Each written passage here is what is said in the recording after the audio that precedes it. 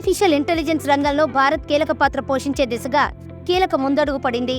మరికొన్ని రోజుల్లోనే భారత్లో చాట్ జీపీటీ తరహా ఏఐ మోడల్ అందుబాటులోకి రానుంది.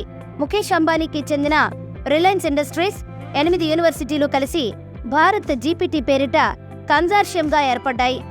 చాట్ జీపీటీ తరహా సేవలను హనుమాన్ పేరుతో వచ్చే నెలలో ఈ కన్సార్షియం ఆవిష్కరించనుంది. దీనికి సంబంధించిన లార్జ్ లాంగ్వేజ్ మోడల్ను ముంబైలో మంగళవారం జరిగిన టెక్నాలజీ కాన్ఫరెన్స్లో ప్రదర్శించింది.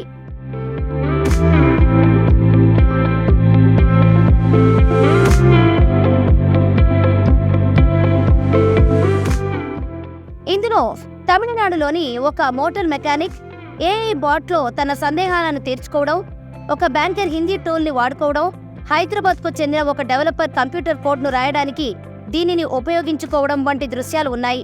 హనుమాన్ మోడల్ విజయవంతమైతే 11 భాషల్లో 4 ప్రధాన రంగాలైన ఆరోగ్యం, పాలన, ఆర్థిక, విద్య వంటి వాటిల్లో ఈ సేవలు అందుబాటులోకి రావచ్చని అంచనా వేస్తున్నారు.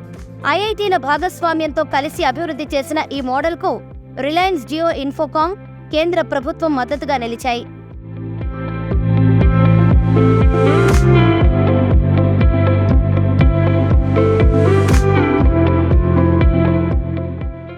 ఓపెన్ ఏఐ వంటి దిగ్గజ కంపెనీలు అందించే భారీ స్థాయి సేవలు కాకుండా చిరు వ్యాపారులు, ప్రభుత్వ సంస్థలకు అందుబాటులో ఉండే సరళతర మోడళ్లు హనుమాన్లో ఉంటాయని తెలుస్తోంది. దేశంలోనే తొలి ప్రైవేట్ ప్రభుత్వ భాగస్వామ్యంలో రానున్న హనుమాన్ ద్వారా మాటలను అక్షరాల్లోకి మార్చే సదుపాయం సైతం ఉండనుందట.